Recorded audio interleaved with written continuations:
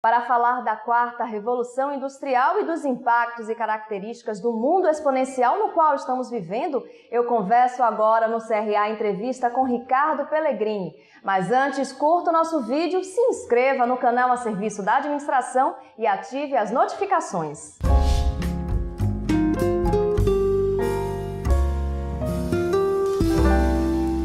O mundo passou por três grandes revoluções industriais. A primeira aconteceu com a descoberta do ferro e do carvão. Já a segunda foi marcada pela energia elétrica. E a terceira, em meados do século passado, surgiu com a chegada da eletrônica, da tecnologia da informação e das telecomunicações. Agora estamos vivendo mais uma revolução, a 4.0. E para falar sobre esse assunto, o CRA Entrevista recebe Ricardo Pellegrini. Muito obrigada por participar do nosso programa. Muito obrigado pelo convite, é um prazer estar aqui com você. Ricardo, como já mencionamos, estamos em plena quarta revolução industrial, onde nunca tantas tecnologias avançaram ao mesmo tempo e as transformações são cada vez mais velozes e efêmeras. Esse é o mundo exponencial? A grande característica é justamente o que você comentou do número de tecnologias que estão hoje vindo alinhadas e em paralelo para o mercado, que estão sendo realmente a novidade, né? Se você pegar as transformações, né, tecnológicas, elas acontecem a cada 20, 30 anos, grandes transformações tecnológicas, foi assim com a internet, sistemas programáveis, etc., e vem acelerando, né? Mas quando a gente pega, eu costumo dizer, você vai lá para o início do século, tem inclusive uma figura que eu gosto muito, que aparece uma foto da Times Square, lá em Nova York, que você tem charretes em 1900 e carros em 1913. Então, tinha um carro em 1900, lá no meio das charretes, e depois, em 1913, você tem, na verdade, uma charrete no meio dos carros. No começo do século XX, a gente teve, em 13 anos, uma completa transformação. Mas ali você estava falando de um tipo de tecnologia, então tinha uma certa velocidade, porque naquela época 13 anos é rápido, mas eu diria que são ciclos como estão acontecendo agora. Agora, quando a gente começa a olhar tudo aquilo que está acontecendo em paralelo, é que, na minha visão, realmente nunca aconteceu antes. A gente está falando de mobilidade, a gente está falando de redes sociais, a gente está falando de internet das coisas, nós estamos falando de Big Data, Analytics, realidade virtual aumentada, nós estamos falando de inteligência artificial, 3D Printing, né, impressão 3D, e por aí vai. Então, tudo isso está acontecendo em paralelo. E isso é algo sem precedentes na história da humanidade. E isso, do ponto de vista, normalmente as pessoas perguntam, isso é mais oportunidade ou os riscos? São as duas coisas.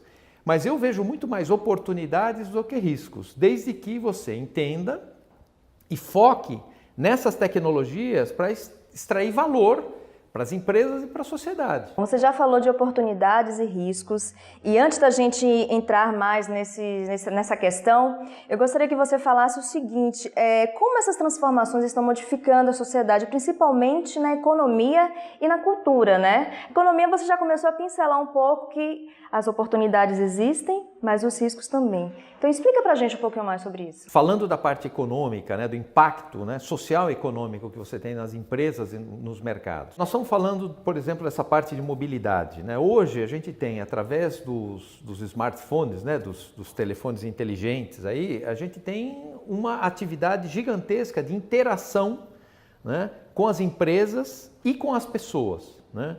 E eu costumo dizer, se você juntar a parte de mobilidade com a parte das redes sociais, a gente tem quase que uma junção simbiótica, onde existem estatísticas, né, que o celular fica mais de 90% do tempo ao alcance do braço das pessoas, o que significa que as pessoas usam o tempo todo e dormem próximo do telefone. Então isso gera o quê? Gera uma atividade em que você interage com a sociedade e com as empresas baseado no seu celular. Quando você está fazendo hoje uma compra, você entra num site hoje, pelo teu celular, você quer fazer uma compra. Se ele não tiver disponível imediatamente, você sai da aplicação. Então isso gera toda uma transformação que as empresas precisam entender que está acontecendo. Então, existe toda uma transformação, que é essa transformação tecnológica e cognitiva, que eu chamo, que estão transformando a forma com que a sociedade opera, pensa, age e reage, e isso tem que ser entendido para você ter a chance de explorar. Bom, você já viu que o mundo exponencial traz muito assunto, a gente vai falar de muita coisa, inclusive o Ricardo daqui a pouco, ele vai dizer como você, estudante de administração ou profissional de administração, deve se preparar para esse mundo. Mas antes disso, vamos saber um pouquinho mais sobre a carreira, sobre a trajetória do Ricardo, que é administrador e durante 30 anos fez parte da IBM, onde foi presidente da IBM no Brasil. Então eu queria saber, Ricardo, se foi o administrador que escolheu o mundo tech ou se foi o mundo tech que escolheu o administrador, já que sua trajetória, a tecnologia sempre esteve muito presente na sua trajetória, não é isso? É verdade, sempre esteve sim. Eu, na verdade, sempre gostei da área técnica e tecnológica. Então, eu já quando fiz a parte de administração, eu tinha feito antes disso, eu fiz colégio técnico. E aí, quando teve a parte da administração, eu coloquei muito foco nessa parte de tecnologia, né? Na época você tinha algumas matérias de administração com ênfase em análise de sistemas, que foi uma coisa que me trouxe muito interesse, etc. E a partir daí eu acabei entrando na parte de tecnologia, mesmo trabalhando em empresas antes da IBM, eu trabalhei na Tyco Electronics, depois passei pela Mercedes também, um período, Mercedes-Benz, sempre na área ligada à TI. E aí ingressei na IBM, onde eu fiquei 30 anos, né? Então, como você comentou, fui presidente aqui no Brasil, trabalhei em outros mercados, morei nos Estados Unidos, morei na Itália, morei na China, como executivo em várias posições, e realmente foi algo assim que eu fui, né, sempre aproveitando. Realmente a IBM é uma empresa muito importante do ponto de vista tecnológico global, né? Então gerando tecnologia, gerando inovação, é algo que sempre teve um pouco no DNA. Aí o ano passado, em 2017, eu me aposentei, depois de 30 anos de IBM, e em conjunto, abri uma empresa, que é a Quantum 4, que é uma empresa focada em inovação. A parte de inovação aberta com as startups, né, que é a parte de aceleração e o uso de startups, para você realmente utilizar aquilo que você não sabe de dentro de casa, mas alguém pode saber fora, e como é que você convive esses dois mundos, que é onde você tem realmente o maior benefício, né? A gente trabalha com a parte toda de implementação de tecnologias, então a gente tem hoje um trabalho que a gente faz na área de inteligência artificial, internet das coisas e big data, né? Hoje a gente tem uma parceria muito forte com a IBM na área de Watson, né? Que é a principal solução hoje de inteligência artificial do mercado. E a gente tem também uma área de incentivos à inovação. Você acha que as empresas brasileiras estão conseguindo acompanhar o mundo exponencial? Como é que está esse ambiente aqui, né, nacional? Olha, sendo muito sincero, eu acho que a gente está ficando para trás, né? Isso é um motivo de muita preocupação. O que está acontecendo hoje, quando você tem tantas tecnologias disruptivas ao mesmo tempo, como a gente comentou, tem uma coisa boa, né? Nesses momentos você praticamente nivela o mundo. Porque essas tecnologias hoje, a parte boa, o Brasil tem acesso às mesmas tecnologias que qualquer país do mundo. Mais desenvolvido, menos desenvolvido. Então essa é a boa notícia. A má notícia é que todo mundo está correndo para como é que eu absorvo essas tecnologias e como é que a minha sociedade se transforma e cria valor a partir dessas tecnologias. Bom, se isso é verdade, o Brasil está competindo com o resto do mundo. As empresas brasileiras e o país em geral, né? Quer dizer, se a gente não tiver a velocidade de capturar essas oportunidades para que as empresas apliquem, sejam mais produtivas, né? Que a gente tenha realmente a produtividade, que é um dos problemas que o Brasil tem hoje, né? É muito grande, melhorando pela aplicação tecnológica, a gente vai acabar ficando para trás. Agora, a preocupação é que, conversando muitas vezes com os níveis mais altos, que a gente chama C-Level, o nível de conhecimento do que está acontecendo hoje, ele é muito, eu diria, o nível ele não é balanceado. Quer dizer, não é todo mundo que sabe o que está acontecendo. Eu ainda converso com muitas pessoas que dizem, não, isso que você está falando virá daqui a 2 anos. Não, quando a gente está falando... Já está acontecendo, essa revolução já está acontecendo. Quando a gente fala de sistemas inteligentes, inteligência artificial, que é um consultor, muitas vezes, de venda de uma pessoa, né? É um consultor de um médico na detecção de um câncer, por exemplo, né? Esse tipo de coisa são projetos que estão acontecendo nos últimos 2 anos. Esses exemplos, quando as pessoas ainda acham que isso está por vir, é um tremendo perigo, porque se eu já tenho projetos há 2 anos, tem gente que já está absorvendo essa tecnologia, já testou, já errou, já está acertando, portanto está na frente 2 anos. E aí a gente vai ter um problema social que é o quê? Você tem sempre a discussão, as máquinas vão substituir o homem? Primeiro que a nossa visão é muito mais colaboração homem-máquina do que a competição homem-máquina, tá certo? Então vai ter muito essa colaboração. Mas algumas profissões realmente vão ser substituídas, assim como outras vão aparecer. Quando você fala hoje de cientista de dados, né? O Chief Data Officer, né? Que é uma posição que apareceu recentemente, que é o que seria o executivo da parte de dados, de entendimento de dados, ou o executivo de risco, Chief Risk Officer, são todas profissões que apareceram nos últimos anos, elas não existiram. Aliás, existe demanda hoje que você não tem qualificação, né? Então, algumas profissões vão sair, outras vão aparecer. Então, vai haver toda uma transformação. O desafio que a gente tem é, no primeiro momento, as empresas, porque obviamente as empresas têm que estar nessa corrida para estar posicionadas, mas o que elas vão gerar dentro do ecossistema delas é um benefício social ou não, né? Porque é geração de emprego, é geração de oportunidade. Se elas não estiverem capturando, elas não vão gerar oportunidades. Então a parte ruim virá e a parte boa não virá. Essa é a minha grande preocupação. Qual a grande novidade do momento tecnológico, do mundo tecnológico? Eu costumo dizer o seguinte, né? A parte de inteligência artificial é onde você tem uma série de componentes em que vem, além dos digamos, níveis de transformação digitais que a gente tinha, a inteligência artificial é algo que vem para explorar mais valor, que são coisas um pouco mais disruptivas, não pensadas no passado. Então, quando você pensa, por exemplo, que você educa um computador, como nos últimos 3, 4 anos, o Watson da IBM foi treinado na parte de oncologia, eram coisas impensadas no passado. E ele hoje é um grande especialista em oncologia e é um advisor, é um consultor do médico, porque novamente ele não toma decisão pelo médico, mas ele diz, olha, baseado, você vai lá, você tem uma consulta com o médico, então você fala, olha, eu estou aqui com esses sintomas, etc e tal. Ele pega os seus exames, você fez uma série de exames, ele pega o teu cadastro do paciente, ele olha tudo aquilo e ele tem o Watson que dá uma olhada na toda essa base para dizer, olha, com tantos por cento de possibilidade, essa pessoa pode estar com isso, com tantos por cento aquilo, etc. Ele é estatístico. Então ele diz para o médico, eu diria, estuda essas 2 ou 3 coisas aqui, porque isso aqui me parece, por tudo que eu li e entendi, que é por onde esse paciente pode ter algum tipo de problema. Eu comentei já em algumas apresentações mais recentes, nós tivemos em fevereiro, né, eu com um sócio da Quantum, com uma comitiva de executivos dentro da MEI, dessa Mobilização Empresarial pela Inovação, na costa oeste dos Estados Unidos. E a gente viu, por exemplo, um projeto que, numa das agências que a gente visitou, que eles estão fazendo a parte são chips muito pequenos, que eles são aplicados no cérebro humano, né?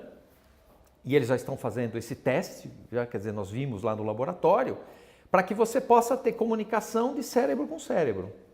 Então, você tem, através de ondas magnéticas, eles são recarregados, e você tem o protocolo de comunicação, por isso que ele tem um componente até ligado à área de telecomunicações desse projeto, porque você transmite o seu pensamento para um outro que vai estar na tua frequência. Então, eu penso alguma coisa, eu transmito para você, você pensa e transmite para mim, sem que a gente tenha que falar. Esse projeto, na verdade, começou pensando em uma pessoa surda poder receber estímulos fazendo um bypass, né? Quer dizer, você ultrapassando a deficiência auditiva.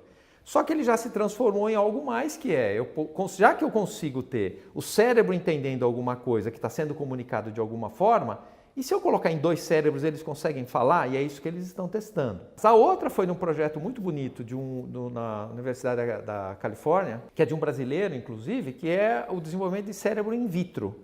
Então você tem, ele já fez isso a partir de uma célula-tronco, você tem cérebros muito pequenos, e ele fez a demonstração lá na hora. E para que eles estão utilizando isso?